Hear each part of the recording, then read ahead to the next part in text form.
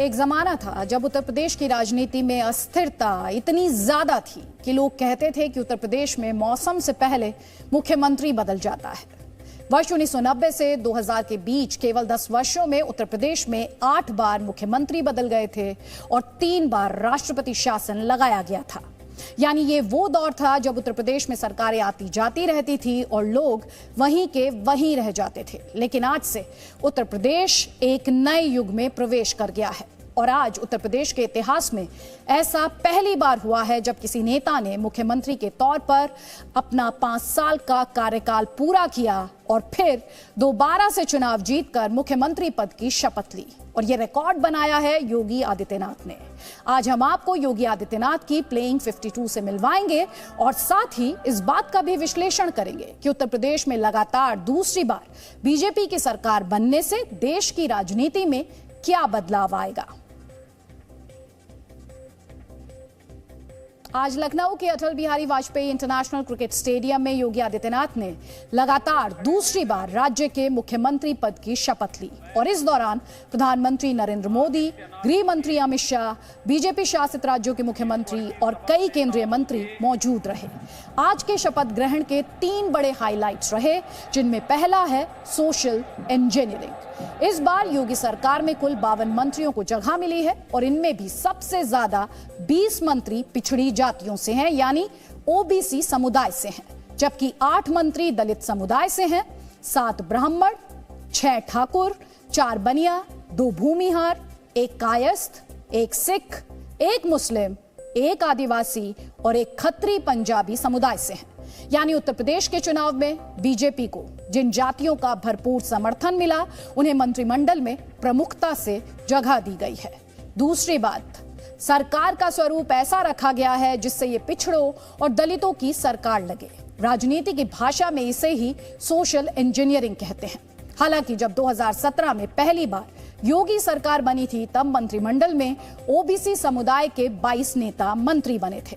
इसके अलावा तब सरकार में मंत्रियों की संख्या भी 60 थी, लेकिन इस बार ये संख्या घटकर 52 हो गई है और इन 52 मंत्रियों में 16 ने कैबिनेट मंत्री के तौर पर शपथ ली है।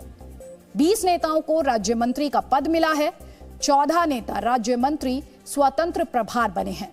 इस बार भी उत्तर प्रदेश में 2 उप मुख्यमंत्री बनाए गए हैं, यानी योगी आदित्यनाथ की टीम में इस बार भी 2 वाइस कैप्टन होंगे। इनमें पहले हैं केशव प्रसाद मौर्य, जो पहले कार्यकाल में भी उप मुख्यमंत्री रह चुके हैं। हालांकि इस बार वो चुनाव हार गए थे। जबकि दूसरे उप मुख्यमंत्री हैं ब्रजेश पाठक, जो 2017 के विधानसभा चुनाव से पहले ही बीजेपी में शामिल हुए थे, लेकिन अब वो योगी की कैप्टनसी में उत्तर प्रदेश सरकार का महत्वपूर्ण हिस्सा होंगे। हालांकि इस बार योगी कैबिनेट से ऐसे कई नेताओं की छुट्टी हो गई है जिन्होंने चुनाव में जीत दर्ज की थी। इनमें सिद्धार्थनाथ सिंह, श्रीकांत शर्मा, जयप्रताप सिंह, नीलकंठ तिवारी, सतीश महाना, जयप्रताप जैकी और आशुतोष टंडन जैसे नेताओं के नाम हैं। इन नेताओं ने चुनाव तो जीता, लेकिन इस बार ये योगी की टीम में अपनी जगह नहीं बना पाए। आप ये भी कह सकते हैं कि बीजेपी के सेलेक्टर्स ने इन खिलाड़ियों को इस बार टीम से बाहर कर दिया और अब ये डगआउट में बैठेंगे। इसके अलावा आज उन नेताओं के नाम भी चर्चा में रहे जो बतौर एमएलसी पिछली बार योगी सरकार में मंत्री बने थे, लेकिन इस बार उन्हें मौका नहीं मिला। इनमें पहला नाम डॉक्टर दिनेश शर्मा का है, जो पहले कार्यकाल में उप मुख्यमंत्री थे, लेकिन इस बार उनकी छुट्टी हो गई और उनकी जगह ब्रजेश पाठक को मौका मिला। इसके अलावा पहले कार्यकाल में सिंचाई मंत्री रहे महेंद्र सिंह, राज्य मंत्री मोहसिन रजा और राज्य मंत्री स्वतंत्र प्रभार अशोक कटारिया को भी नई सरकार में जगह नहीं मिली है। कुल मिलाकर कहें तो योगी सरकार का 2.0 वर्जन एडवांस्ड भी है और एफिशिएंट भी।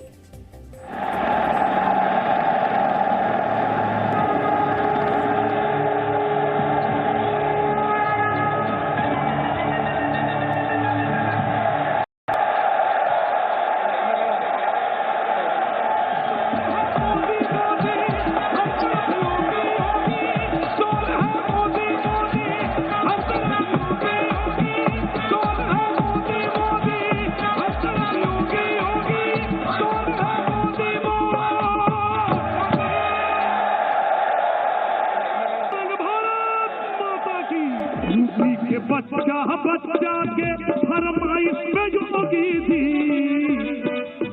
अइला 22 में योगी थी, फिर से 27 में योगी थी। हारा हारा महादेव।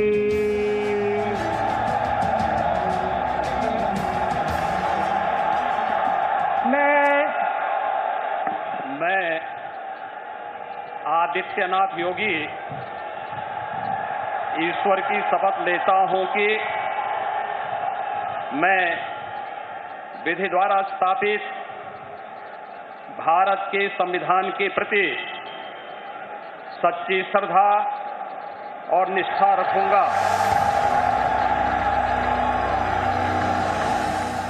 मैं केशव प्रसाद मौर्य ईश्वर की शपथ लेता हूं कि मैं विधि द्वारा स्थापित भारत के संविधान के प्रति सच्ची श्रद्धा और निष्ठा रखूंगा।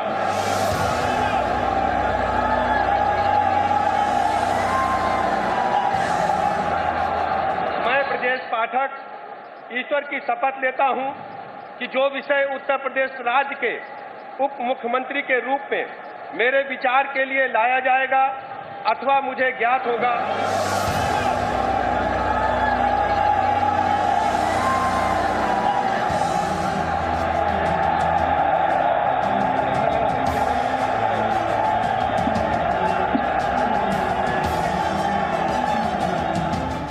मैं प्राणपण से जुड़ करके अपने एक एक कार्यकर्ता के मान सम्मान के लिए और उत्तर प्रदेश के सर्वांगीण विकास के लिए कोई भी कमी शेष नहीं छोड़ेंगे और 2024 75+ के संकल्प के साथ आगे बढ़ेंगे। प्रदेश की जनता का, अपने केंद्रीय नेतृत्व का अभिनंदन करता हूं। आशीर्वाद उनका प्राप्त हुआ है मुझे प्रदेश की जनता का काम करने के लिए। मैं सबका बहुत बहुत अभिनंदन करता हूं। योगी आदित्यनाथ जी के नेतृत्व में जो दूसरी बार सरकार बनी है, यह और अच्छे और तेज गति से विकास के कार्यों को आगे बढ़ाएगी, सुरक्षा की दृष्टि से विशेष रूप से ध्यान देगी। जो मोदी जी ने कहा है कि इस उत्तर प्रदेश को 1 नंबर पर ले जाना है, तो उसको 1 नंबर पर ले जाकर अब माननीय मोदी जी को दोबारा 2024 का प्रधानमंत्री बनाना। प्रदेश की महान जनता ने जो आशीर्वाद दिया है माननीय योगी जी के नेतृत्व में, हम सब मिलकर जनता की अपेक्षाओं को पूरा करेंगे, प्रदेश की बेहतरी के लिए काम करेंगे। मैं नेतृत्व का आभारी हूँ,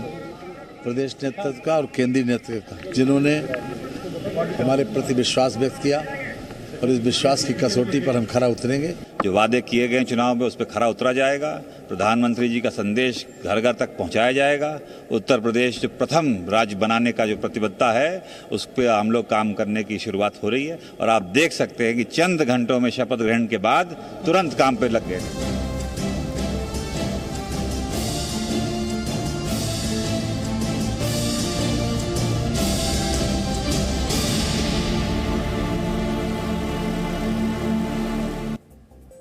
उत्तर प्रदेश में लगातार दूसरी बार बीजेपी की पूर्ण बहुमत की सरकार बनना कई मायनों में अहम है, जिसे आप 5 पॉइंट्स में समझ सकते हैं। पहला पॉइंट, इससे 2024 के लोकसभा चुनाव में बीजेपी को बड़ा फायदा होगा। भारत में सबसे ज्यादा 80 लोकसभा सीटें उत्तर प्रदेश में ही हैं और विधानसभा चुनाव में बीजेपी 255 सीटें जीतने में कामयाब रही।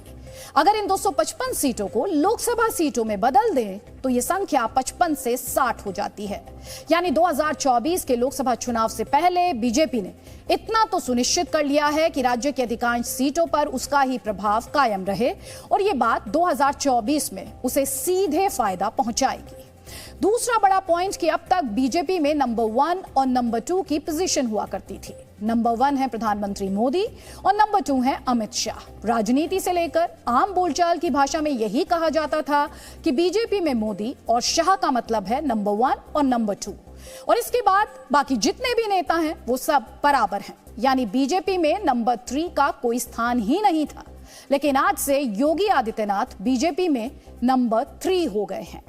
तीसरा अहम पॉइंट यह है कि अब उत्तर प्रदेश में M+Y फैक्टर और मजबूत होगा, यानी मोदी प्लस योगी फैक्टर और मजबूत होगा। चौथा अहम पॉइंट, उत्तर प्रदेश में बीजेपी की जीत का एक बड़ा कारण विकास का वोट बैंक था। अब जब यूपी में दोबारा से बीजेपी की सरकार बन गई है तो ये वोट बैंक और मजबूत होगा, क्योंकि केंद्र सरकार राज्य में अपनी योजनाओं का लाभ लोगों तक आसानी से पहुंचा पाएगी, जैसा कि वो विपक्षी राज्यों में नहीं कर पाती है। यानी डबल इंजन की सरकार का लोगों को फायदा मिलेगा। और पांचवा पॉइंट ये कि इससे राज्यसभा और राष्ट्रपति के चुनाव में बीजेपी की स्थिति मजबूत होगी। Presenting B News app, available on Google Play and App Store. Download it now.